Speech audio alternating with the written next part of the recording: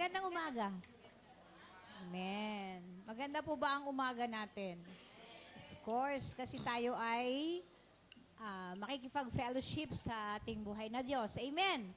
Kaya tayo po ay dapat talaga na nagagalak sa umagang ito dahil katatakbuin natin ang ating Panginoong Jesus. Amen. Okay, so tayo po ay tumayo at tayo manalangin. Pero before po yun, babasahin ko muna yung sinabi po rito sa Psalms 105.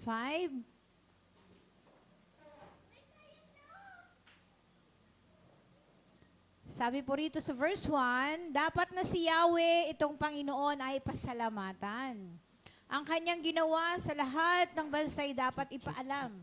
Siya ay purihin, suubin ng awit, ating papurihan. Ang kahangahangang mga gawa niya ay dapat na isa-isay. Amen? Hallelujah. Sa umagang ito, nais ng Panginoon na siya ay ating papurihan at sa magitan ng ating pagpupuri, pagsamba, sa magitan nun, nagiging mabangong halimuyak na handog tayo sa ating Panginoon. Kaya tayo po ay manalangin sa umagang ito at patuloy na ihanda ang ating mga puso sa ating paglapit sa ating buhay na Diyos. O God, hallelujah. Hallelujah, Lord. We praise your holy name, Lord. Hallelujah. Batid mo, Panginoon, sa oras na ito, ang kalagayan ng aming mga puso. Lord, salamat sa patuloy na kalakasan. Salamat, Panginoon, sa patuloy na pagsama mo sa amin, Panginoon. Muli, O Diyos, sa umagang ito, Panginoon, nais po namin na kami ay maging mabangong halimuyak na handog sa iyong harapan. Siyasatin mo po ang aming mga puso. Ano man ang mga kakulangan, pagkakasalang nagawa po namin, Panginoon. Lord God, lahat ng ito ay hayag at lantad sa iyong harapan ng aming buhay at wala po kaming pwedeng itago. Batid mo, Panginoon, ang pagnanasa ng aming mga puso na nais po namin na ikaw ay mabigyan ng parangal, Panginoon, at papurihan sa umagang ito, Panginoon. Lord, wala na po kaming ibang ninanais, hinahangad, Panginoon, kundi ang makapanatili sa iyong presensya. Dahil sa iyong presensya, nakatatagpo kami ng kapanatagan, kapayapaan. Kapaguran, Panginoon, ay tanging nasa iyo ang aming kalakasan, Panginoon. Kaya, Lord, hallelujah, sa oras na ito, Panginoon, katagpuin mo kami, ang bawat isa sa amin. Mangusap ka. Banal na Espiritu, sa oras na ito, hinihingi namin na samahan mo kami. Dahil amin po tatayuan, sinabi mo, Panginoon, na kung saan merong 2-3 na nagkatipon sa iyong pangalan, ikaw ay nasa aming kalagitnaan. Hallelujah, Lord God. Anuman ang mga problema, pagsubok na meron kami, Panginoon, ito po'y aming inilalatag sa iyong paanan. At nawa, hindi po ito ang maging dahilan ng kami ay hindi makapagpuri sa iyo. Bagkos sa kabila ng mga pinagdadaanan namin sa mga oras na ito po yung magiging dahilan upang lalo kaming lumapit, lalo kaming magpuri at magpasalamat. Dahil sa magitan noon, Panginoon, ay makikita namin na ang tagumpay ay tunay na sa iyo lang namin makakamit, Panginoon. Kaya Lord, salamat sa umagang ito, Panginoon. Samahan mo kami sa 4 na sulok ng lugar na ito, na ikaw lang ang nais naming maitaas, hindi ang aming mga sarili. Bagkos ibaba mo kami na sayad hanggang lupa, upang patuloy na ikaw ang maitaas sa aming buhay. Salamat po, Ama, sa oras na ito, Panginoon. Sa kagalakan ay pagkakaloob mo sa mga awitin na aming maririnig, nawa ito po ay mangusap at magministeryo sa puso ng bawat isa. Hanggang sa mga salita mo na aming maririnig sa umagang ito. Panibagong pag-asa sa panibagong taon na ito na muli ay kakaharapin namin kung paano mo kami pinagtagumpay sa nakaraang taon. Lord God, ngayon pa lang ay hinihingi namin sa panibagong taon na ito, Lord God, kung paano hindi mo kami pinabayaan hanggang ngayon, hanggang sa dumating ka, Panginoon, hindi mo kami iiwan at hindi mo kami pababayaan. Kaya Lord, salamat po Ama sa oras na ito. Sa ikaw pinagkakatiwala ang tagumpay ng gawaing ito. Pinupuri, pinasasalamatan kita Ama. Ito po ang aking dalangin sa pangalan ni Jesus. Amen.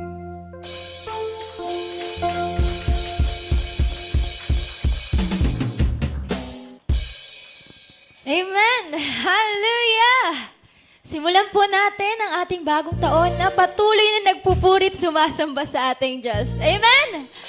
Amen! Sabi nga po sa Psalms 104, let us enter into His gates with thanksgiving and into His courts with praise. Amen! Let's give thanks to the Lord and bless His name. Hallelujah!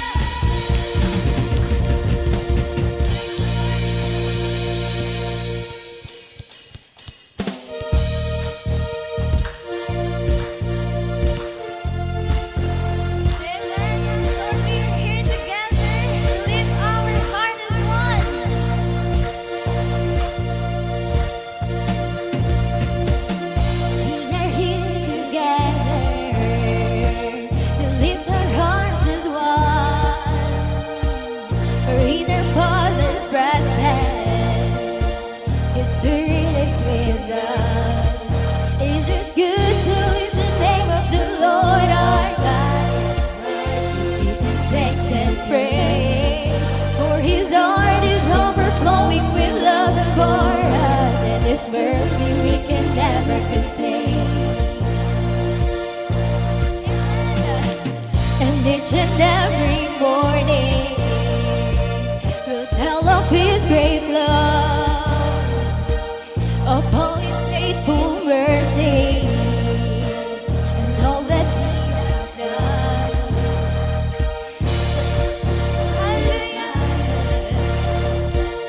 And who can count His word?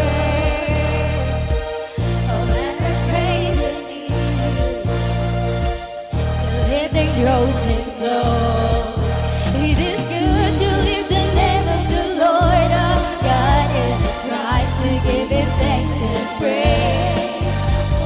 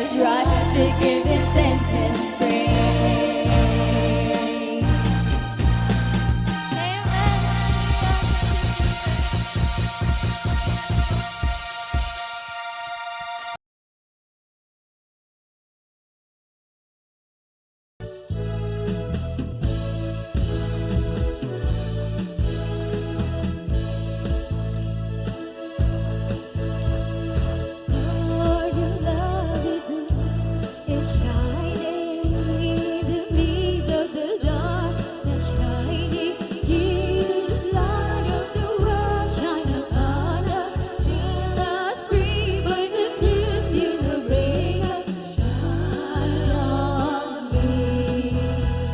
Shine on me, shine, Jesus, shine, fill this land with the Father's glory, blaze, Spirit blaze, set our hearts on fire. Flow, river flow, flood this nation with grace and mercy. Send forth your word, Lord, and let there be light. Lord, the light of your love is shining in the midst of the darkness, shining. Jesus, light of the world, shine upon us, set us free with the truth you know bring us. Shine on me, shine on me, shine, shine, Jesus, shine, fill this land with the Father's glory, blaze, Spirit blaze, set our hearts on fire. Flow, river flow, flood the nation with grace and mercy. Send forth your word, Lord, and let there be light. Shine, shine, Jesus, shine, fill this land with the Father's glory, blaze, Spirit blaze, set our hearts on fire. Flow, river flow, flood the nation with grace and mercy. Send forth your word, Lord, and let there be light. Shine, shine, Jesus, shine, fill this land with the Father's glory, blaze, Spirit blaze, set our hearts on fire. Flow, river flow, flood the nation with grace and mercy. Send forth your word, hallelujah.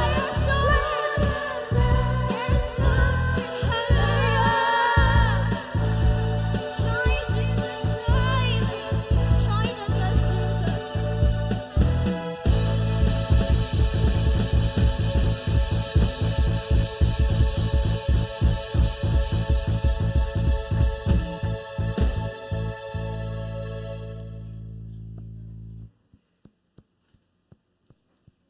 Thank you, Father. Thank you, Jesus, our beautiful Savior. Hallelujah. Continue to fill us.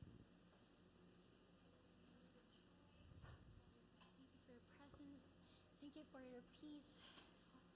Hallelujah. Let's continue to worship the Lord. Let's remind ourselves the beauty of our Savior. Hallelujah.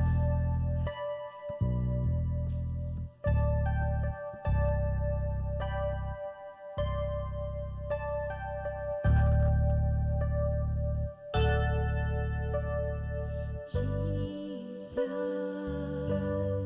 beautiful Savior, God of all majesty, risen King, Lamb of God, holy and righteous, blessed Redeemer.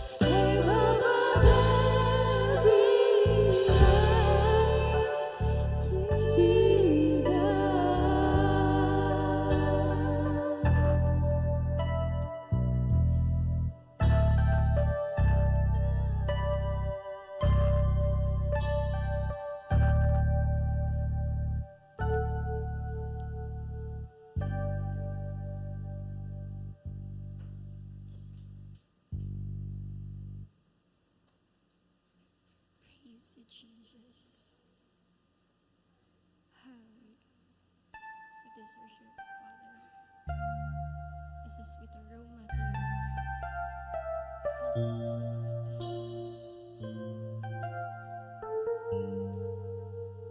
Hallelujah.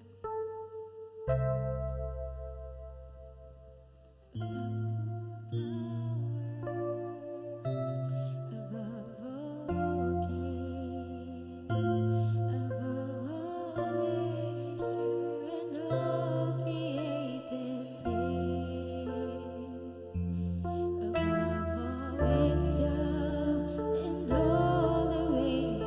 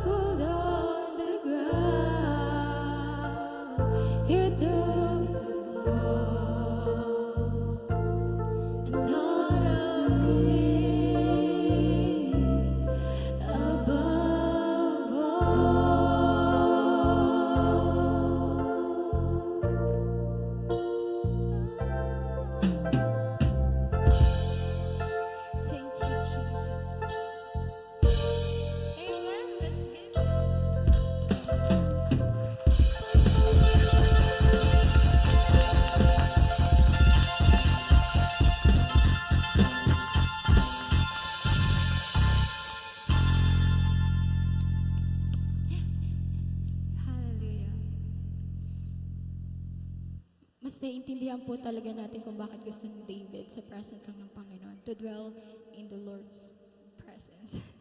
Amen. Hallelujah! Thank you, Jesus!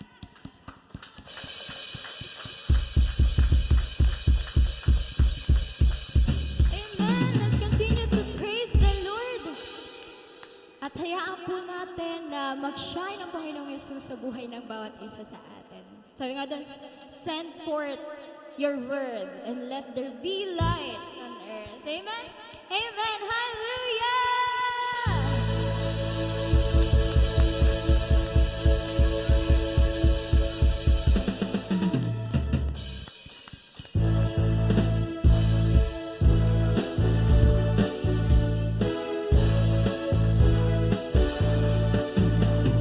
Lord, the light of your love is shining in the midst of the darkness, shining. Jesus Christ of the world, Lord, shine.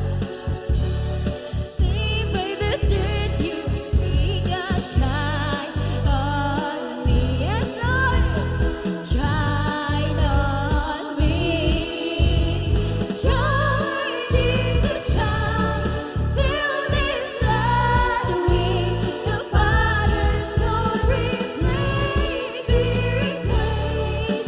Set our hearts on fire. Flow, river, flow. Flood the nations with grace and mercy.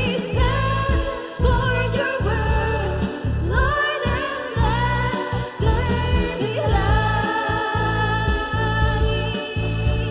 Amen. Hallelujah. Lord, the light of your love is shining in the midst of the darkness, shining. Jesus Christ, the Word, and upon us, free by the truth you the bring, shine on me, shine on me, shine, shine, Jesus, shine. Fill this land with the Father's glory. Praise, Spirit, praise. Set our hearts on fire. Flow, river, flow. Flood this nation with grace and mercy. Send forth your word, Lord, and let there be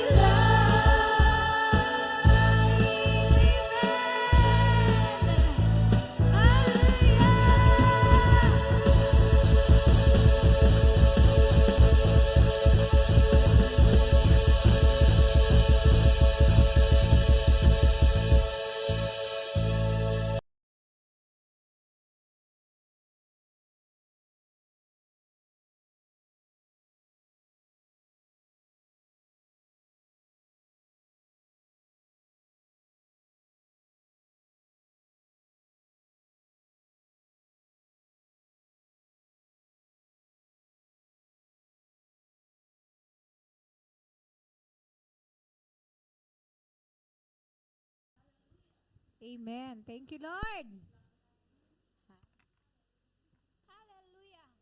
Welcome, Ate Marie. Hallelujah.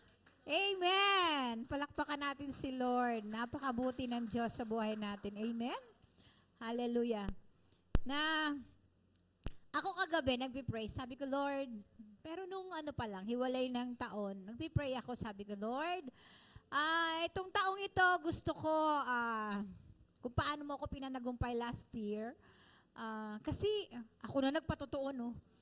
2025, talagang akala ko ay mamamatay na ako. Dahil ang tindi talaga ng pinagdaanan sa kalusugan, talagang ilang beses ako nagpapa-laboratory, ups and downs, na, with S talaga, no? Yung aking blood pressure, blood sugar, tapos yung lahat, creatinine, nung ako, laboratory, lahat talaga puro pula. But purihin ng Panginoon talaga na alam ni Lord Na kahit ganun, yung nakikita kong resulta every time na nakukuha ko yung general laboratory ko, talagang pinasalamatan ko sa Panginoon na walang takot, walang pag-aalala, talagang tiningnan ko lang and then sinasabi ko, Lord, ikaw ang bahala. Ikaw ang bahala, Panginoon. At yun, thank you, Lord, na sabi ko nga, akala ko ay uuwi na, akala ko gagraduate na ako, no? But thank you, Lord, na nasilayan ko ang 2026. At sa panibagong taon na ito, sabi ko, Lord, alam ko na kalusugan, kalakasan, dahil ang dami pong sa Diyos ang kapurihan at binibingi ko ang anumang espiritu sa paligid sa pangalan ng Panginoong Yesus. Ang dami pong plano ng Bears of Hope. And I hope and I pray na makaabot na po tayo ng Quezon Province. Kaya Lord, kalakasan.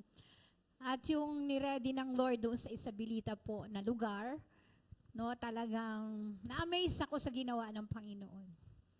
Na talagang napakabuti niya na mag-expand ang Bears of Hope. At I hope nga and I pray na patuloy na samahan tayo ng Panginoon sa mga gawaing yun. Kaya salamat sa Panginoon and sino po ang nais na magpasalamat pa sa ating buhay na Diyos? Wala, andun tuloy sa labas, oh, si Ate Cecil.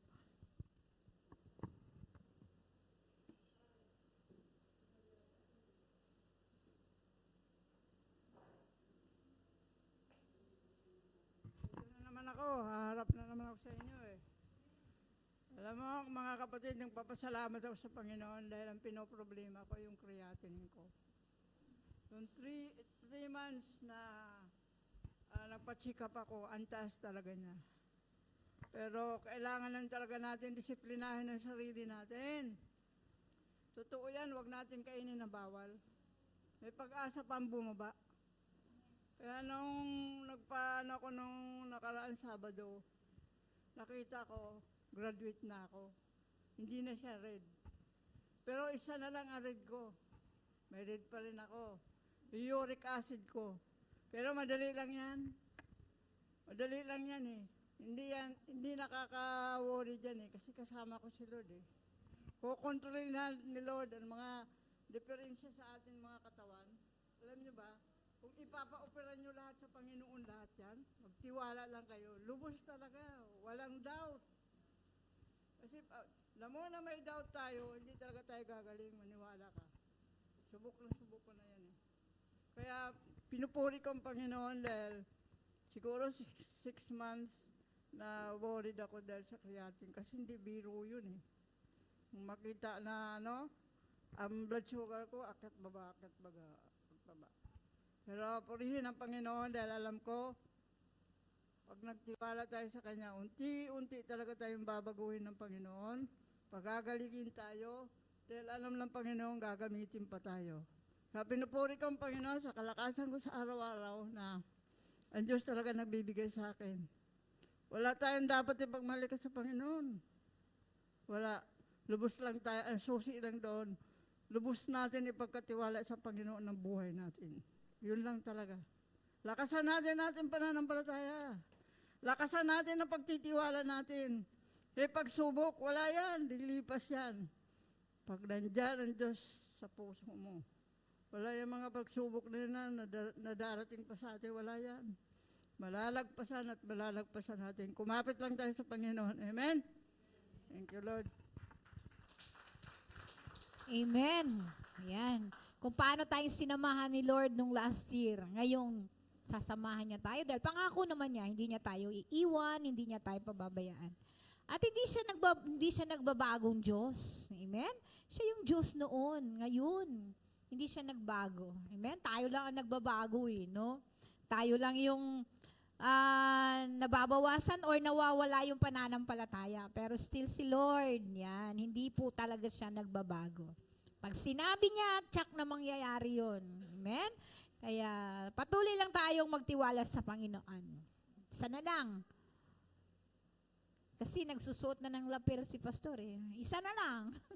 Wala na? Wala na? Parang may ngiti sa labi ni Ate Marie. Ayan. Nararamdaman ko. Amen. Okay, tinatawagan ko si Ate Marie. Amen.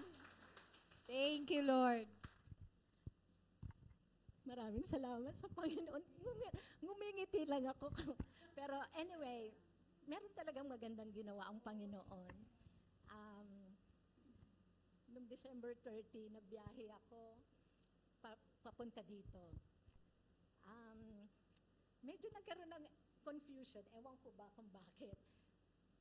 Nung kumuha ko ng ticket, dun sa sabi sa akin, daw, kaya ako nakakuha ng ticket ng December 30 kasi merong nag-back out. So, nakuha ko yung niya, yung ticket, yung anong tawag doon? Yung slot nung isang pasahero na nag-back out. So anyway, to make it short, so nagbiyahe ako noong December 30, tapos nung kumukuha na ako ng boarding pass, sabi sa akin doon, daw, isa lang ang aking boarding pass na gagamitin from Houston to Taipei. So, sa akin okay lang 'yun. Di umalis na ako, pumunta na ako doon sa inspection para sa TSA yung mga dalhin mo. Pero nagda-doubt ako kasi sa dami ng pag-travel ko na, hindi ako binigyan ng isang boarding pass lang, kundi dalawa lagi. So dahil may doubt ako, bumalik ako dun sa counter ng aking airline. Sabi ko, "Sir, sigurado kayo na isang boarding pass lang ang kailangan ko?" Sabi ko, kasi dapat meron akong yung connecting flight. Sabi niya, "Hindi, isa lang talaga. Pagdating mo ng Taipei," sabi niya, "pumunta ka dun sa counter ng Iba Airlines." So ganun ang nangyari, bibilisan ko lang. So nakakuha ako ng ticket, ng boarding pass sa Taipei na to the Philippines, dito na sa Manila. Pagdating ko doon, ang ticket, ang seat number ko ay ang layo, parang 73, parang huling-huli na ako, parang doon ako sa may buntot ng ng eroplano. Sabi ko, siguro kaya pala isa lang ang boarding pass, kasi siguro baka gagawin nila akong chance passenger. So anyway, pagdating ko doon, sa upuan ko, umupo na ako doon, tapos sabi ko, anyway, hindi pa aalis ang eroplano. Mag-CR muna ako. So nag-toilet ako. Pagbalik ko, meron lang nakaupo doon sa seat number ko. Sabi ko, "Ay ma'am, ako dyan lang nakaupo." Kasi Pilipino din siya. Sabi niya, "Hindi, anong number ka?" Sabi ko, 73A. Sabi niya, "Ay, doon ka." So yung 72, di ba malayo na yun. Mas malayo pa ako doon napunta. So anyway, pag upo ko doon, meron ng lalaki na nakaupo. Sabi ko, "Saan ba ako talaga?" Sabi ko gano'n. Kasi dapat dito, sabi niya. "Dito ako, ma'am," sabi niya. Sabi ko, okay.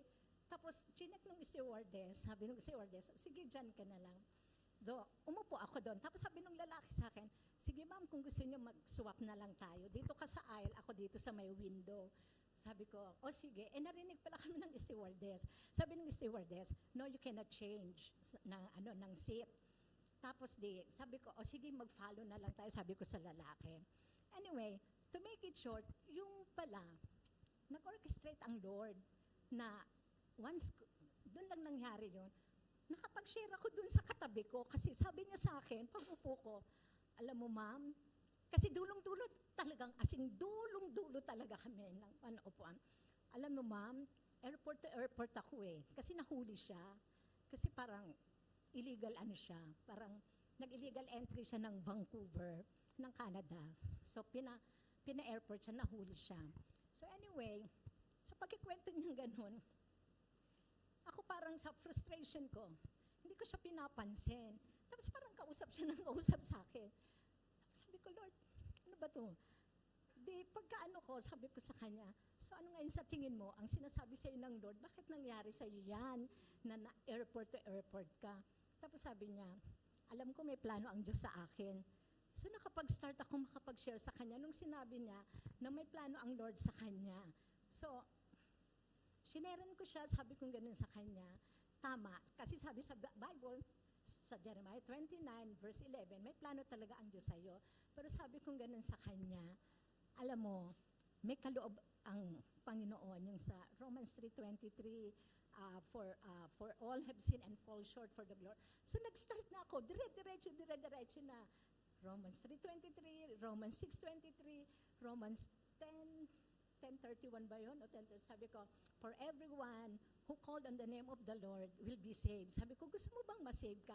Kasi takot na takot siya dahil parang na-trauma siya, putlang-putla siya. Sabi ko, kung may nangyari pala sa iyo, doon sa airport, nung pagkahuli sa iyo, pwedeng may nangyari sa iyo na nag-collapse ka, na heart attack ka dahil sa takot mo. Sabi kong gano'n, sigurado ka ba na ligtas ka o meron kang yung tiyak na pupunta ka sa heaven? Sabi niya, hindi.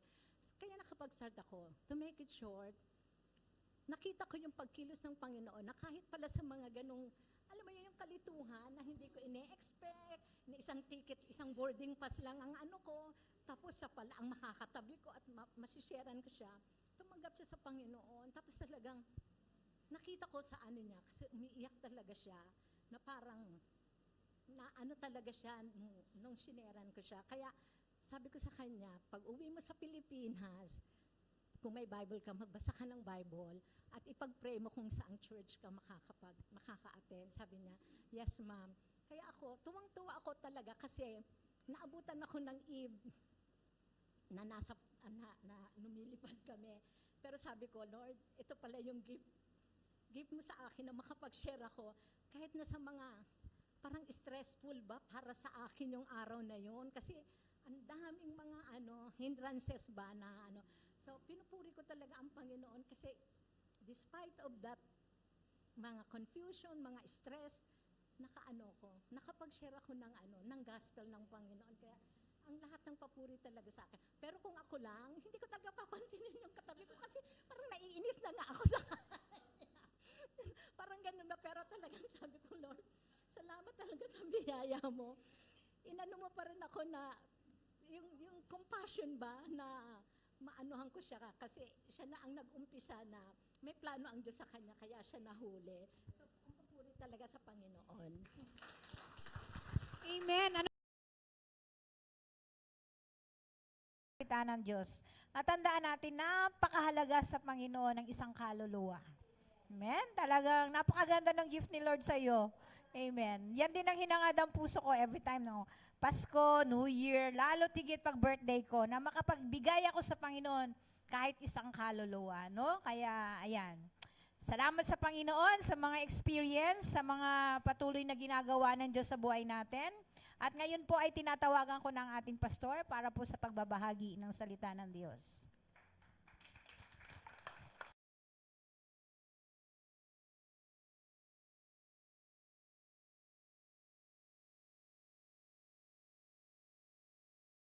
New Year.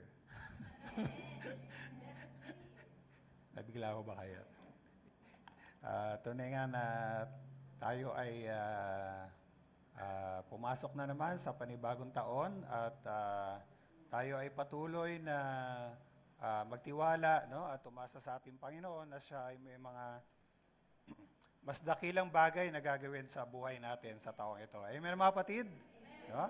At dahil bagong taon ay magkaroon din po tayo ng bagong katapatan, no? Bagong sabihin natin, kung ibang tao nagkakaroon sila ng New Year's resolution, no? So magkaroon din tayo ng ating resolution o kaya yung ating desisyon, no? Na sa taong ito ay lalo tayong magmamahal sa ating Panginoon, amen? No? At lalo tayong maglilingkod sa ating Panginoon. Praise God. So, siguro sabihin ko na rin sa inyo mga kapatid, no? Meron po ba kayong napupuna sa ating kapaligiran? Meron, ho?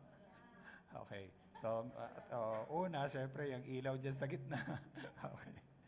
Pero pangalawa ho, meron na po tayong bagong mixer. Tingnan niyo po yung likod natin. Yan, praise God. Meron tayong mga bagong mga microphone. Ibig sabihin, meron po tayong bagong gamit. No? Dahil siguro aware naman kayo na talagang may problema na yung ating sound system tuwing tayo may gawain. So talagang tinuloy na rin po yung plano ng ating church na tayo ay bumili ng mga bagong kagamitan para lalo mas maganda yung ating siyempre yung ating pagpupuri, pagsamba sa ating Panginoon at yung pakikinig natin ng salita ng Diyos, no? Pero yan po ay ating sabihin nating bagamat yan ay binayaran na po natin, pero magkakaroon po tayo ng pledge para po dyan, no? Dahil medyo malaki rin po yung halaga niyan. Anyway, yan po ay announce namin next Sunday. At I pray na tayong lahat ay talagang muling magkaisa. No? Nakakatuwa nga po dahil yung mga gawain natin, katulad ng ating anniversary, yung ating Christmas, Congregational Christmas Sunday Worship Service, dahil sa pagtutulungan ng bawat isa ay talagang napunuan yung ating pong mga pinansyal na pangailangan. And I believe na muli yung spirito ng katapatan na yon ay ilalagay ng Panginoon sa bawat sa puso atin. Dahil mahal natin ang ating Panginoon at mahal natin ang kanyang katawan, ang kanyang kongregasyon. Amen mga kapatid? Amen. So, tayo po ba ay handa na makinig ng kanyang salita? Amen. Kung tayo ay handa na, tayo pong lahat tumayo at tayo salita ng ating Panginoon. Ang ating key verse ngayong umaga ay Isaiah chapter 55, verses 8 and 9. Ang sabi po sa New International Version, "For my thoughts are not your thoughts, neither are your ways my ways, declares the Lord. As the heavens are higher than the earth, so are my ways higher than your ways, and my thoughts than your thoughts." Ang sabi po sa Tagalog Popular Version, "Ang wika ni Yahweh, ang aking isipay, di nyo isipan, at magkaiba ang ating daan. Kung paano ang langit, higit na mataas, mataas sa lupa, ang isip ko'y hindi maabot ng inyong akala." Amen. Tayo po'y manalangin. O aming Ama, maraming salamat po muli sa iyong katapatan at kabutihan po sa bawat isa sa nagdaang mga araw. Salamat po, Panginoon, na tinulungan niyo po kami.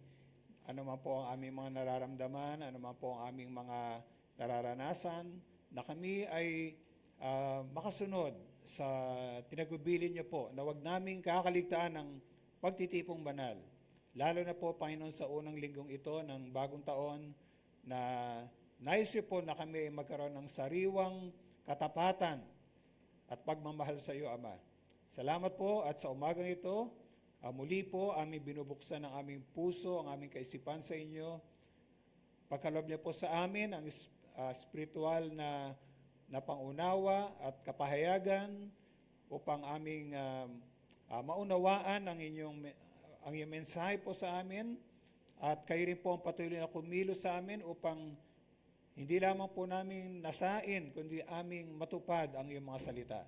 Salamat po, Panginoon, at patuloy ko rin tinataas sa inyo, Lord, ang bawat isa na kung meron man po sa aming may mga physical na karamdaman, kayo po ang umabot, kayo po ang magpagaling, o maaaring meron kaming mga kapatid na hindi po nakarating ngayon dahil sa kanilang mga nararamdaman. Abutin niyo po sila, Panginoon. Alam po namin na kayo po'y Diyos na mapagmahal at nagpapagaling. At dalayan ko rin, Panginoon, ano man po ang dalahin at ano man po ang pangailangan ng bawat isa, kayo po, Ama, ang tumagpo, Panginoon. At muli niyo itago ang iyong lingkod mula sa likod ng iyong kalwalatian. Kailangan po ang aming makita, kailangan po ang aming mapakinggan, at kailangan po, Diyos, ang may taas. Ito lang po ang aming samot panalangin sa pangalan ng aming Panginoong Yesus, at ang lahat ng mga anak ng Diyos ay magsabi ng Amen. Amen. Hallelujah. Purihin ang pangalan ng Panginoon. Amen. Thank you, Lord. Thank you, Lord. Pwede bang harapin niyo ang iyong katabi? At sabihin niyo, may mangyayari sa iyong mabuting bagay. Amen? Amen. Okay, so angkinin po natin yan. na may mangyayari parati sa ating mabuting bagay. No? Dahil sabi nga sa Jeremiah chapter 29, alam nyo na yan, sa verse 11, alam ng Diyos ang kanyang plano para sa atin, plano para tayo ay pagpalain. Amen? Hindi para tayo ay ipahamak. Plano para bigyan tayo ng pag-asa at kinabukasan. So, angkinin po natin yung mga pangako ng Diyos sa panibagong taong ito. So, atin pong pagpapatuloy yung ating pong nasimulang series last year. At I feel na kailangan pong ituloy natin ito. At lalo na po, tamang-tama rin kasi dahil alam niyo po, itong buwan na ito sa ating bansa ay, alam niyo ba kung anong buwang ito? Ito ay National Bible Month, no? Sa ating bansa. At meron pong mga specific, halimbawa yung January 19 hanggang 25, yan po ay National Bible Week. At ang January 25 ay National Bible Sunday. No? Meron pang National Bible Day sa January 26. At nakikita ko itong mga mensahe natin ay umuugma, no, sa tema o sa pagdiriwang sa ating bansa ng National Bible Month. Ang ating pong topic ngayong umaga, ito ay, kung naalala niyo po, ano yung huling napakinggan nating serye ng mensahe? Knowing God's heart. Ayan, no?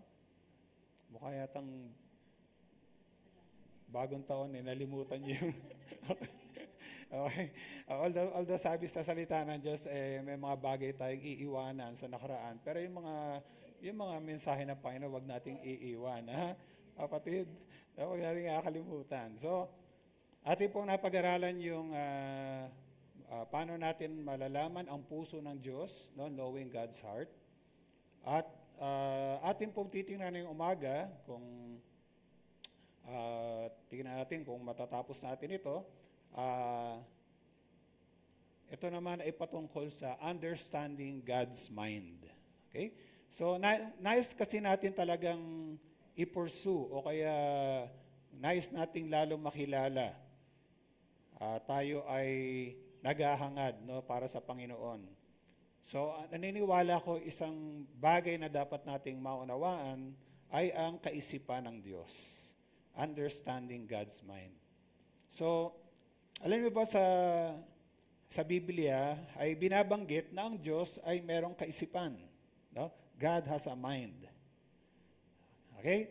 So, pero ano ba tinutukoy noon pag sinabing ang isip ng Diyos? At isa pa rin tanong, paano ba natin malalaman yung kaisipan ng Diyos? Ano ba ang mga katangian ng kaisipan ng Diyos? Okay? So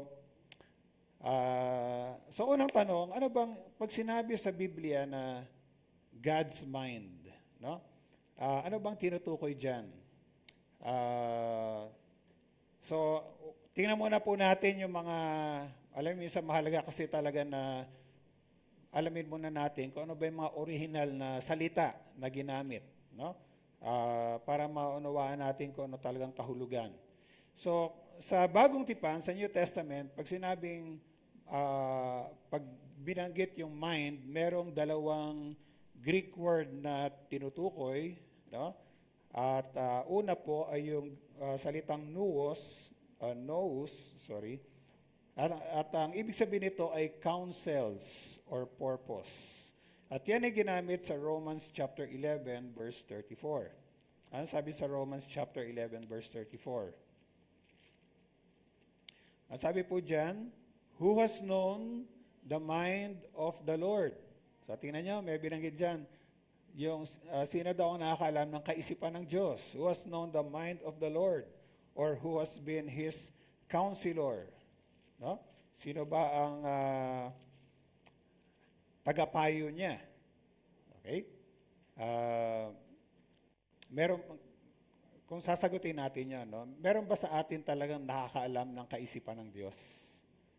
Kung sa sarili lang natin, no? Hindi natin, totoo, hindi po natin alam, no, kung ano ang kaisipan ng Panginoon, kung sa sarili lang natin. At pwede ba nating payuhan ng Diyos? Meron bang tagapayo ang Diyos? Wala. No, siya nga ang tagapayo sa atin. Amen, mga kapatid? Okay? So pag ang ginamit na salita dito for mind, ang ibig sabihin ay yung counsels, no? Maaring ito yung mga payo at yung purpose, yung layunin ng Diyos para sa atin, no?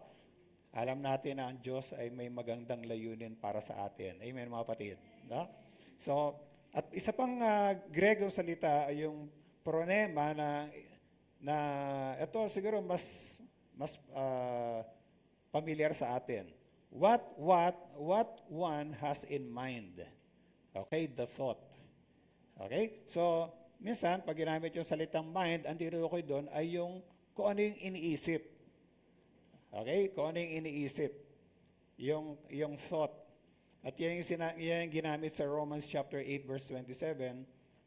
Nasabi nga dyan, and he who searches our hearts knows the mind of the Spirit, because the Spirit intercedes for God's people in accordance with the will of God. Tapos inyo, meron sinabi dyan, the mind of the Spirit. No? Ang sabi dyan sa Tagalog ay, at naunawaan ng Diyos ang nakasaliksik sa puso ng tao, ang ibig sabihin ng Espiritu. Okay? Sapagkat ang Espiritu ay lumuluhog para sa mabanal ayon sa kalooban ng Diyos. Okay? So, okay. So, sino ba raw sino ang nakasaliksik, sino yung sumasaliksik ng puso natin? Sino yon? Wala iba kundi ang Panginoon. No? At alam niya ang kaisipan ng Espiritu. So, alam natin ang banal na Espiritu ay Diyos din. Okay? So, ang tinutukoy dito na mind, yung iniisip. No? Yung kaisipan. So, ang tanong, malalaman ba natin ang kaisipan ng Diyos? Pwede ba nating malaman kung ano ang layunin, ano ang mga payo, at ano ang iniisip ng Panginoon? Pwede nating malaman? Amen. Pwede nating malaman.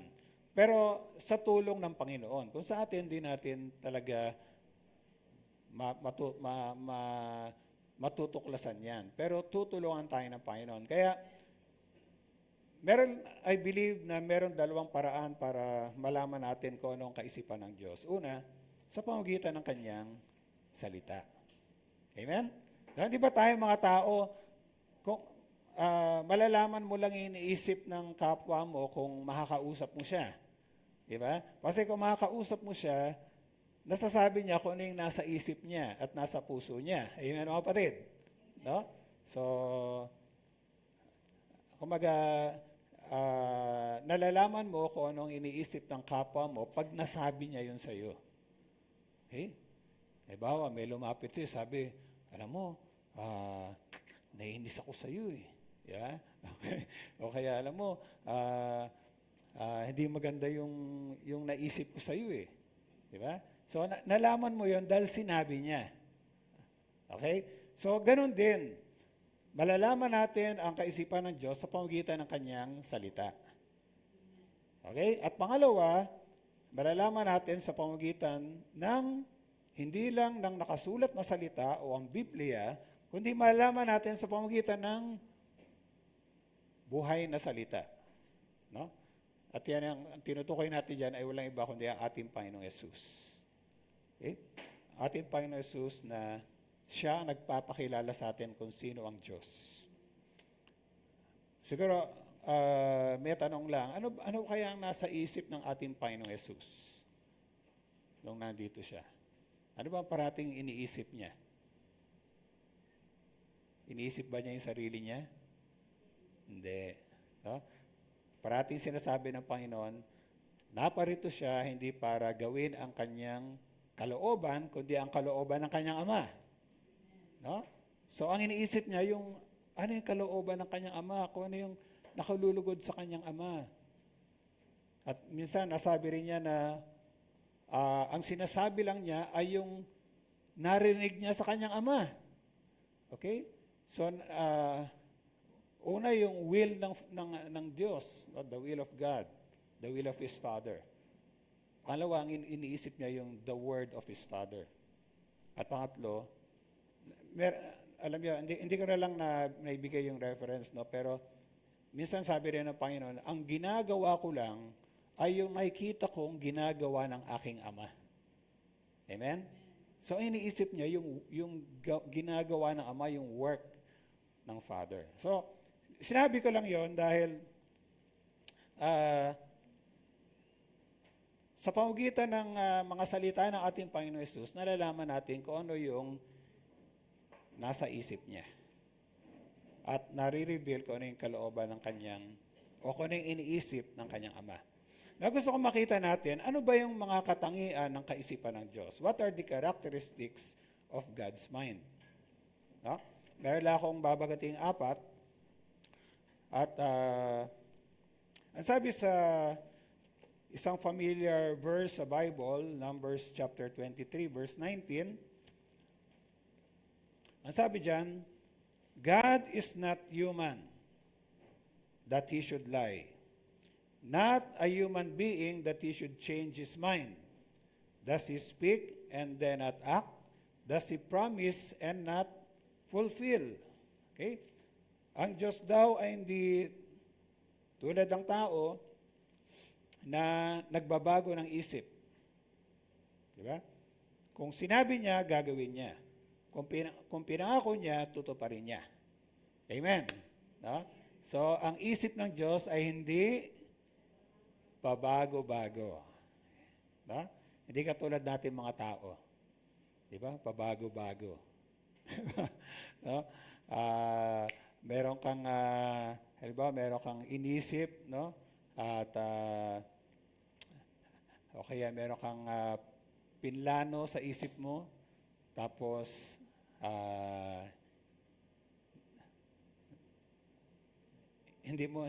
binago mo yung plano mo. Amen, mga kapatid? No? Alam natin na ganyan tayong mga tao. No? Maring inisip mo na, itong Sunday na to, itong first Sunday na to, talagang a-attend ako. No? Kasi unang linggo. Tapos, dahil lang sa ikaw ay may bisita, no? O kaya ikaw ay may nararamdaman, ay wag na lang kaya. Di ba? So, ganun tayo madaling mabago ang isip natin. Pero, ang Panginoon, hindi siya ganon. Okay? Isipin na lang natin, paano kaya kung ang isip ng Diyos ay nagbabago? Paano kaya kung merong pangako ang Diyos, no? Pero lumipas ang ang panahon ay babaguhin ng Diyos yung layunin niya, yung plano niya. Ano kayong mangyayari? Mga kapatid, ano kayong mangyayari sa atin? No? So wala tayong katiyakan, di ba? No? Halimbawa, talagang pangako ng Diyos na sino magtiwala sa Kanya ay hindi mapapahama kundi magkakaroon ng buhay na walang hanggan. Amen? No?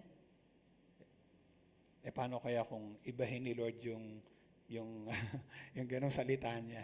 Di ba? Hindi na lang. No? Talagang hayaan ko na silang mapahamak. No? Pero hindi ganoon ang ating Panginoon. Ang isipan niya ay hindi nagbabago. Okay?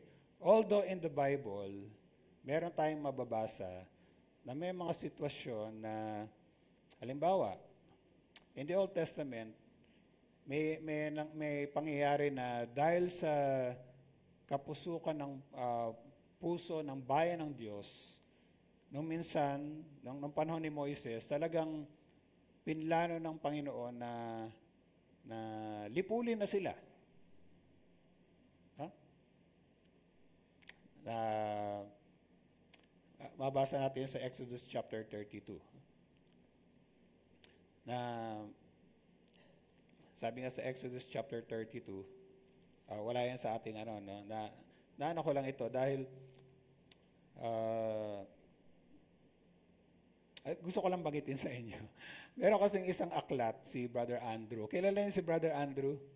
No, yung nagpasimula ng Open Doors, no, yung tumutulong sila sa mga yung mga kapatirang inuusig sa ibang bansa, no?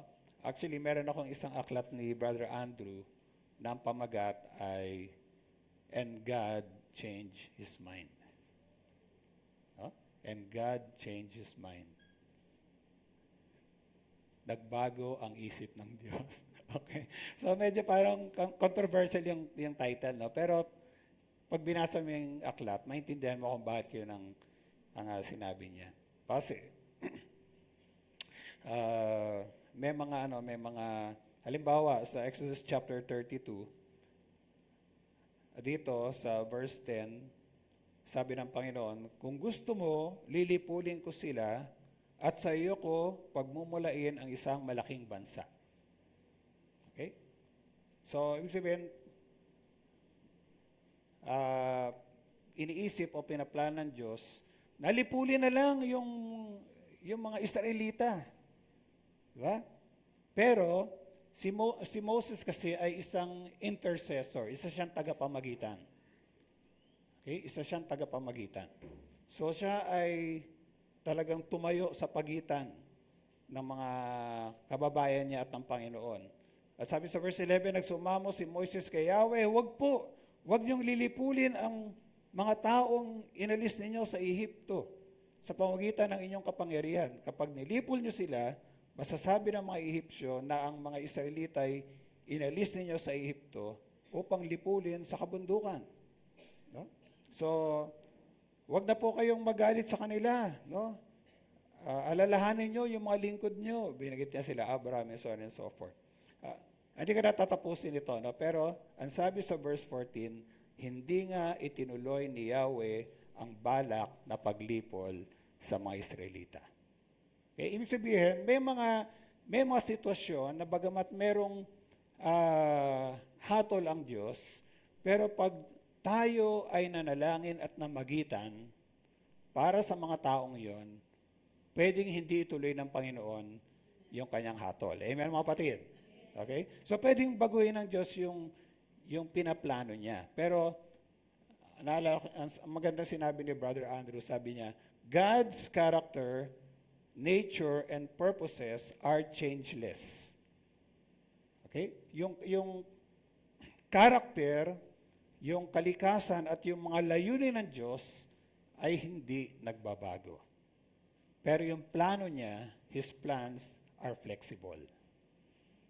Okay? Kapatid? Ang layunin niya hindi magbabago. Layunin niya na ang mga Israelita ay talagang maging daan para dumating ang Mesyas. Okay? So, bagamat nandun yung sinabi niya kay Moses na pwede ko silang lipulin. Pero, kasi may layunin ng Diyos, sabihin natin may gustong gawin ng Panginoon sa kanila, kaya hindi niya tinuloy yung binabalak niya na yun. Naunahan niyo mga kapatid? Okay. Sinasabi ko lang na may mga sitwasyon na sa pamamagitan ng ating panalangin, pwedeng maiba yung hatol ng Panginoon. Amen? Pero, in general, hindi talaga nagbabago ang isip ng Diyos. Okay? Hindi yan nagbabago. Pangalawa, ang kaisipan ng Diyos ay hindi natin pwedeng ikumpara sa ating kaisipan. Nabasa natin kanina sa Isaiah chapter 55, sabi ng Panginoon sa verse 8, For my thoughts are not your thoughts. Ang iniisip ng Diyos ay ang kaisipan ng Diyos ay hindi katulad ng ating kaisipan. No? Napakataas. Sabi nga dyan ah, kung gaano daw kataas ang langit sa lupa, ganoon din kataas ang kanyang pamamaraan at ang kanyang mga iniisip. So mga kapatid, tanggapin natin ang katotohanan na hindi natin kayang pantayan ang kasama na dyan yung paalala sa atin na hindi natin pwedeng ibaba ang Diyos sa level natin. Hindi natin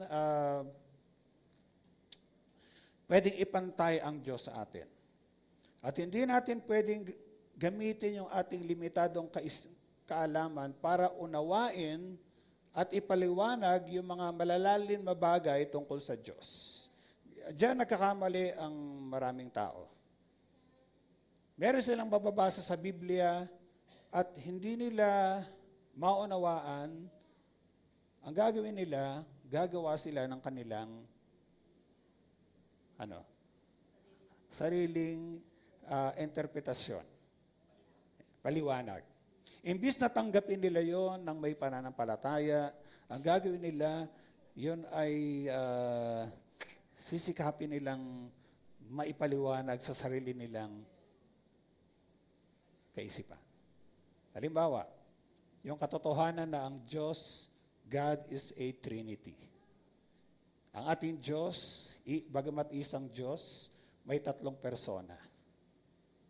Di ba mga kapatid? No?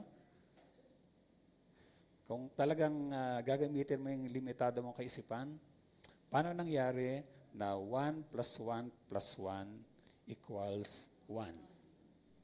Di ba? No? Kaya anong nangyari tuloy sa ibang mga tao? Hindi nila matanggap na yung tatlong persona ay Diyos. Kaya merong mga reliyon na ang Diyos lang para sa kanila ay ang Ama. Amen? Okay? Ang anak, ang banal na Espiritu, hindi Diyos. Meron namang mga sekta na ang Diyos lang sa kanila, si Jesus. At ang Ama, si Jesus, siya na rin ang Ama, siya na rin ang Espiritu. Oneness. Nakuha niyo mga kapatid? No? Yung una, ang Ama lang ang Diyos, ano yung mga ganyan? Okay. Yung mga Muslim, di ba? Okay, ano pa? Si Kuya Jomar, Iglesia, di ba? Okay. So, paano kasi inuunawa nila ang mga kapahayagan ng Diyos sa sarili nilang limitadong kaisipan. So, wag natin gagawin yon. Dahil sabi nga, God's thoughts are not our thoughts. Amen, mga kapatid? Yung di natin maintindihan, tanggapin natin ng may pananampalataya. Yon ang inaasahan ng Diyos sa atin. Pangatlo, God's thoughts. Ito, gusto ko po ito. Sabi sa Psalm 139 verse 17, "How precious to me are your thoughts, God. How vast is the sum of them." Sa footnote ng NIV Bible, medyo sa ibang manuscript, parang sa ibang pagsabing manuscript, yung mga lumang kopya, na original na kopya. Ang sinasabi, "How precious concerning me are your thoughts." Okay? Yung una, "How precious are your thoughts?" Or precious to me are your thoughts. Parang sinasabi ng mga awit, mahalaga sa akin yung mga iniisip niyo, Panginoon. At ito ay napakalawak. Okay? Pero yung sa footnote, mas maganda. Mahalaga ang iniisip niyo, O Diyos, tungkol sa akin. Amen? No? Alam niyo ba na ang Diyos ay parati tayong iniisip? Amen? Niniwala ba kayo doon? Walang sandali na hindi nawaglip sa isipan niya tayo. Parati niya tayong iniisip. Bakit? Dahil mahal tayo ng Diyos. Amen? No? Para din sa tao. Pag may taong mahal mo o pinahalagan mo, parati mong iniisip. Amen? No? Lalo na sa ating Panginoon. Tayo ay parating nasa isipan ng Diyos. At sabi nga sa Jeremiah 29:11, alam na natin yan, "For I know the thoughts that I think toward you, saith the Lord, thoughts of peace and not of evil, to give you an expected end." So, sabi rito, alam ng Diyos ang kanyang mga iniisip. O sa ibang translation, alam niya yung mga plano niya para sa atin. Plano para sa ating kapayapaan. O sa ibang translation, plano para tayo pagpalain. Amen? No? Plano para bigyan tayo ng pag-asa at kinabukasan. Alam niyo, very comforting yung katotohanan na yan eh. Nahihirapan sa buhay, o kaya may nangyari sa iyo na parang nabibigatan ka, no? Okay.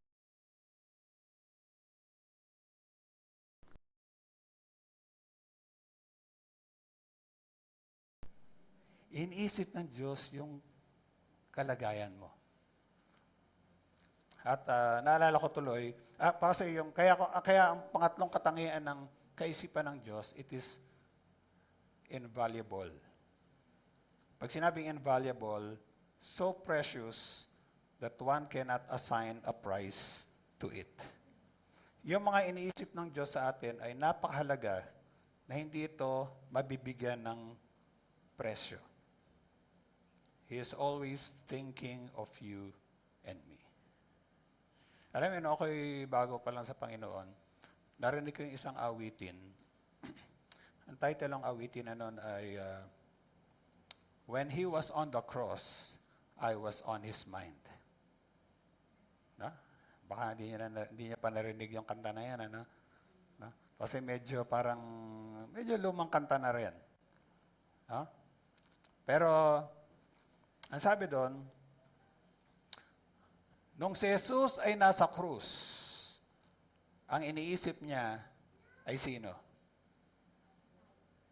Sino ang iniisip niya? Tayo ang nasa isip niya. Ibig sabihin, kaya niya pala tiniis yung hirap at pasakit dahil ang iniisip niya ay yung magiging magandang resulta noon para sa atin. Amen, mga kapatid? No? Alam niyo, tamang-tama yung inawit natin kanina. Above all. Ano sabi dun sa awitin na yan? Like a rose trampled on the ground, He took the fall and thought of me above all. Amen? No? Para siyang isang rosas na inapak-apakan. Tinanggap niya yung pagbagsak. Sabihin natin, yung pagpapakababa sa kanya. Lahat ng masakit na ginawa sa kanya. At inisip niya pa rin tayo. Sa kabila ng lahat ng iyan. Amen, mga kapatid? No? Ewan ko lang kung may time tayo para patugtugin yung kanta na yan. Gusto niyo bang mapakinggan yung kanta na yan? Yung when He was on the cross, I was on His mind. Amen? May oras pa ba tayo? Anyway, siguro mamaya, tingnan natin. So, o kaya i-search nyo lang sa YouTube. Pero alam niyo, na isang araw, habang naghahanda ako rito, nung naisip ko yon, at naisip ko na parati akong iniisip ni Lord, hindi ko maiwasan na maluha. Maluha.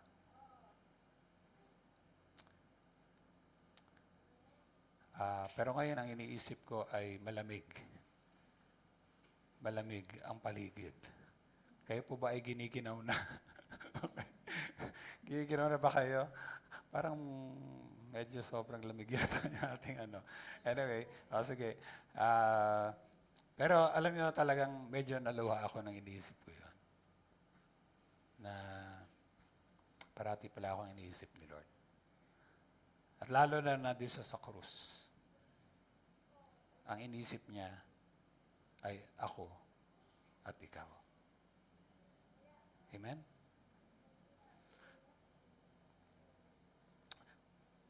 Pang-apat.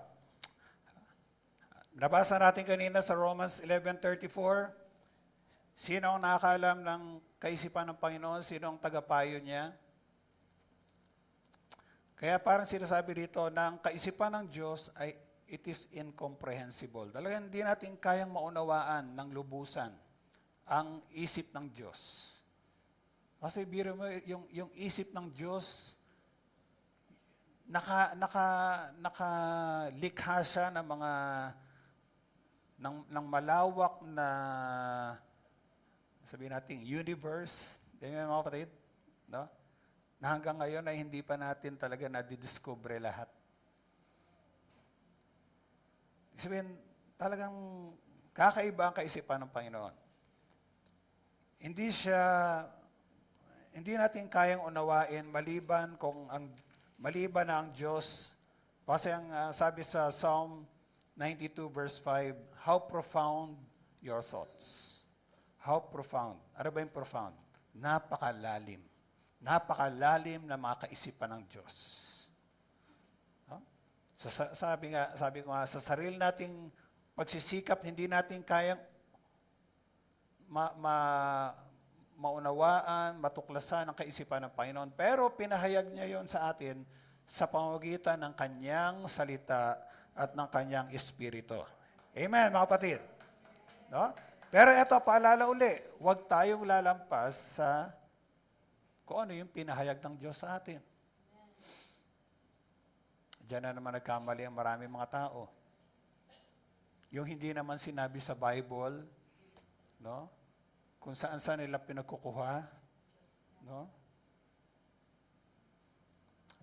Meron akong nabalitaan na nakapatira na ano yung sinasabi? Na basta tungkol kay Adan at Eva. No? Ibig sabihin, nagano pa sila, nagdadagdag sila ng mga kaisipan na hindi naman sinasabi sa Biblia. Amen? No? No? Yung inaalam pa nila, meron pa ba mga naging anak si Eva at Adan, no? Meron pa pang ibang mga tao na di ba? Mga ganun. Hindi na natin kailangang tuklasin yung mga bagay na hindi naman sinabi sa Biblia. Amen, mga kapatid? No?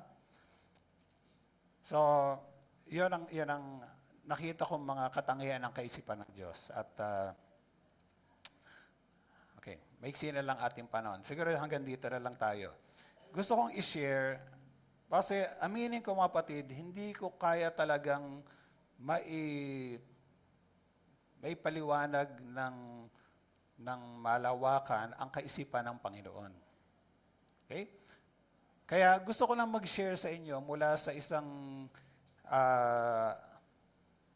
pag-aaral na pinag-aralan ko rin. Ito ay patungkol ang title nito ay The Mind of Christ. No? Isa tong parang libro na rin na may parang mga Bible study guide na sinulat ni T.W. Hunt and Claude V. King. No? At pinaliwanag din, ang title ng libro na yan ay The Servant Mind of Christ. Pero napakahaba ng pag-aaral na yon. Ang gusto ko lang i-share sa inyo mga kapatid ay later on, no? Pero wala na akong panahon, 3 katangian ng servant mind o ng kaisipan ng ating Panginoon Yesus na bilang isang lingkod.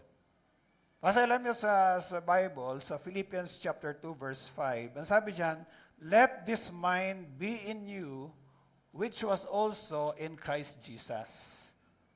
Kung ano daw yung kaisipan ng ating Panginoon Yesus, maging gano'n din ang kaisipan natin. Amen? No? Let this mind. Pero sa New International Version, ang ginamit na salita ay your attitude. Your attitude should be the same as that of Christ Jesus. Okay? So, kumbaga, yung mind sa King James Version, pagdating sa New International Version, ay attitude. Pero ang sabi sa atin, kung ano daw yung kaisipan at kung ano yung pag-uugali ni Kristo, dapat maging ganun din sa atin. Amen? No? Pakita mo nga yung next slide, I think. Yan, nakita ko yan sa... Kita niyo yung lalaki na yon? Nung siya ay humarap sa salamin, sino nakita niya? Si Lord. No? Pero siyempre, dapat siya ang lalabas doon, di ba? Pero parang sinasabi diyan na nagre-reflect na si Christ sa buhay niya. Okay? Let this mind be in you, which was also in Christ Jesus. So, ang tanong, ano yung mind ni Jesus Christ? O ano yung attitude ni Jesus Christ na dapat mapa sa atin? Ha? Sabi sa 1 Corinthians chapter 2, verse 16, who has known the mind of the Lord, that he may instruct him, but we have the mind of Christ. Nabasa niyo na ba yun sa Bible? Sabi, we have the mind of Christ. Nabasa niyo na yun? Meron na daw tayong kaisipan ng kaisipan ni Kristo. Amen. Ang kinin natin yon. Pero alam niyo mga kapatid, meron din sinasabi sa Bible na we should renew the attitude of our minds. Nabasa niyo rin ba yan? Sa Romans chapter 12, sa verse 2, sabi doon, huwag tayong umayon sa takbo ng mundong ito, magbago na tayo ng ating isip. Sabi doon, we should be transformed by the renewing of our minds. Para sinasabi rito, okay, nung tinanggap natin ang Panginoong Yesus, binago niya ang isipan natin. No? Hindi na natin iniisip yung sarili natin, parati. Pero ngayon, naiisip na natin, una sa lahat si Lord, iniisip natin ibang tao. Pero ito yun mga patid, kailangan patuloy pa rin mabago ang isipan natin. Hindi ibig sabihin na, I have the mind of Christ. Ay talagang bagong-bago na ang isipan ko. No? Wala nang ikababago pa. Hindi. Kailangan baguhin pa rin natin, ipabago pa rin natin ang ating kaisipan. Alam mo, napakahalaga ng ating kaisipan. Maring narinig yun ito, yung T principle. T-E-A. Na? Yung maring na-encounter nyo na yan. Mahalaga ang ating kaisipan dahil ang ating kaisipan ay nakaapekto sa ating emosyon. Amen? Ha? Kung ang inisip natin mga positibong bagay, no? Makikita mo, masaya ka. Amen? Pero ang iniisip mo yung mga pangit na nangyari sa iyo, yung mga kamalasan sa buhay, no?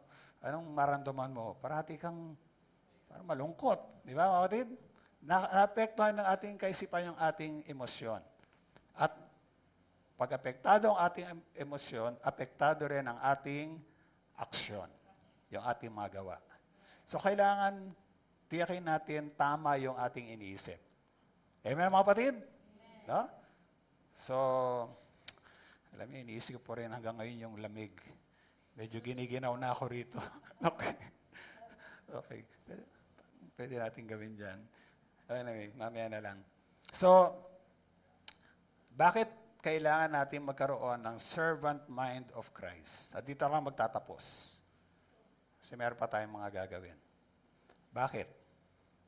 Bakit kailangan na our mind and our attitude should be the same as that of Christ? Dahil una, inutos sa atin. Diba? Linaw-linaw, Philippians 2:5, let this mind be in you, which is also in Christ Jesus. Kung anong kaisipan ng Panginoon, kung anong pag-uugali ng Panginoon, dapat maging ganon din tayo. Amen. No? Inutos sa atin. At pangalawa, ito ay halimbawa ng ating Panginoong Yesus. Siya ang model natin. Model natin ang ano? Modelo natin siya ng pagiging isang servant. Isang lingkod. At kung tayo ay sino dito ang mga tagasunod ni Lord? Taas ang kamay. Mga follower ni Lord. So kung ano ang ating Panginoon, tutularan natin siya. Kung ang ating Panginoon ay isang lingkod, tayo ay magiging mga lingkod din. Okay? Ang sabi ng ating Panginoong Yesus sa John chapter 13, verses 14 and 15,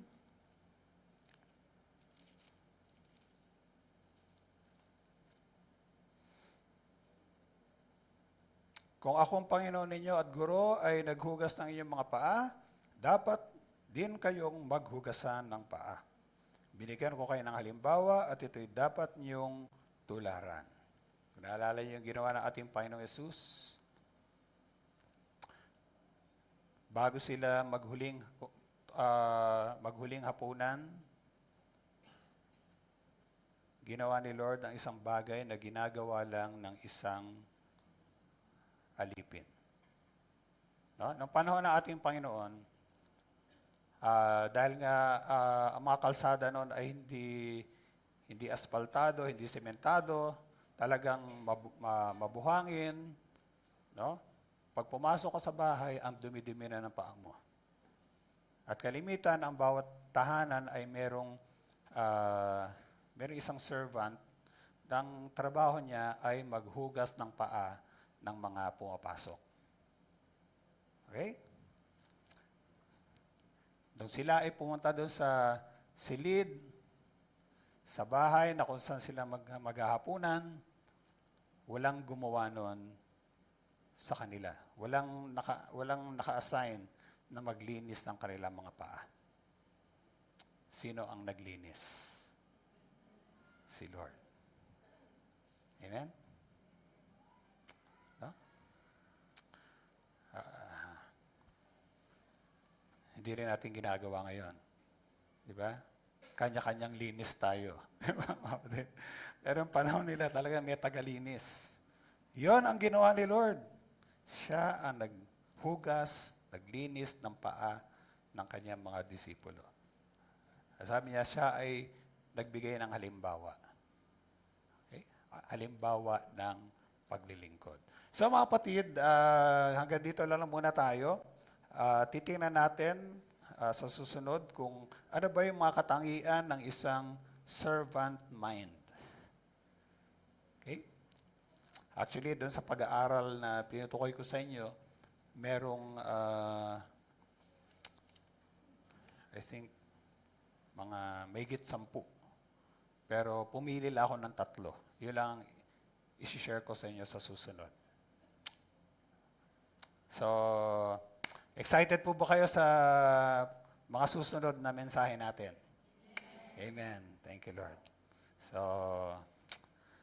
praise God. Ang lamig na talaga. Amen. Tayo pong lahat ay tumayo. Tayo manalangin.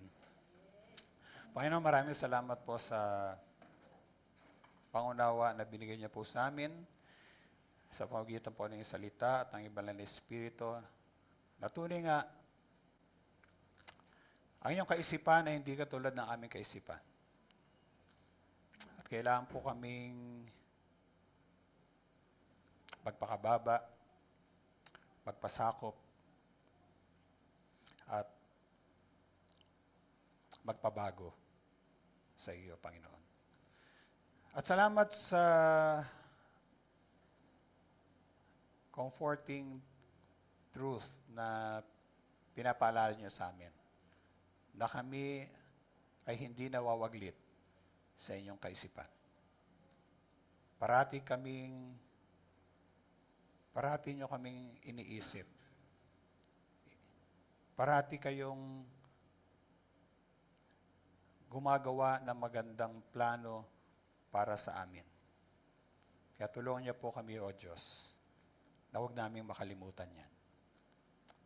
Panginoon, pinagatiwala ko na po ang iyong mga salita at ang aking mga kapatid sa iyong kamay. Patuloy niyo kaming turuan na magkaroon ng kaisipan, magkaroon ng pag-uugali ng katulad ng aming Panginoong Jesus. In Jesus' name we pray. All the children of God say, Amen. Amen. Amen. Amen. Po para sa